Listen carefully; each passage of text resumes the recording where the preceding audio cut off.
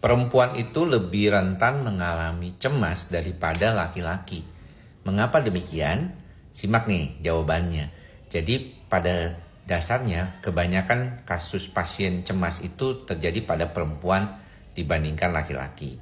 Jadi secara teori begitu, di dalam prakteknya juga demikian. Dan kalau saya melihatnya itu banyak faktor yang mempengaruhi. Salah satunya yang paling penting adalah faktor hormonal. Kita tahu bahwa perempuan kalau sudah akil balik, dia bisa menstruasi. Dan menstruasi ini mempengaruhi hormon-hormon yang mempengaruhi gangguan kecemasan seseorang. Jadi ketika dia mengalami menstruasi, beberapa saat menjelang menstruasi, terjadi penurunan dari hormon estrogen dan progesteron. Dan hormon estrogen dan progesteron inilah yang akan mempengaruhi neurotransmitter atau zat di otak yang namanya serotonin.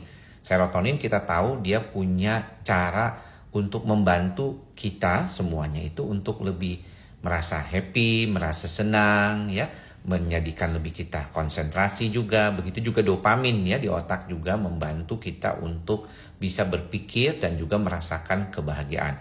Kalau hormonnya lagi nggak stabil menjelang menstruasi, maka perempuan juga bisa serotonin dan dopaminnya mengalami masalah. Makanya ada istilah premenstrual dysphoric disorder atau gangguan perasaan tidak menyenangkan menjelang menstruasi. Dulu kita kenal dengan istilah PMS ya, premenstrual syndrome. Tapi belakangan juga ada gejala yang berkaitan dengan lebih nyata mengarah ke depresi pada kasus-kasus tertentu. Nah, menariknya selain daripada faktor hormonal, perempuan juga kelihatannya lebih dominan overthinkingnya. Secara anekdotal atau kata-kata orang tuh biasanya orang bilang perempuan tuh banyak mikir, katanya overthinking karena dia multitasking. Betul, sebenarnya bukan multitasking sih. Namun kemampuan perempuan untuk melakukan pekerjaan berturut-turut sekaligus jauh lebih baik daripada laki-laki. Kalau laki-laki itu kan biasanya cuma satu kali konsen ke satu pekerjaannya. Kalau diminta untuk melakukan pekerjaan lain atau disuruh lah untuk melakukan pekerjaan lain, biasanya dia bingung tuh. Pekerjaan yang satu belum selesai, kerjaan yang lain harus dia lakukan juga, dia agak bingung. Makanya kadang-kadang malah jadi males tuh pas si laki-laki kalau melakukan itu.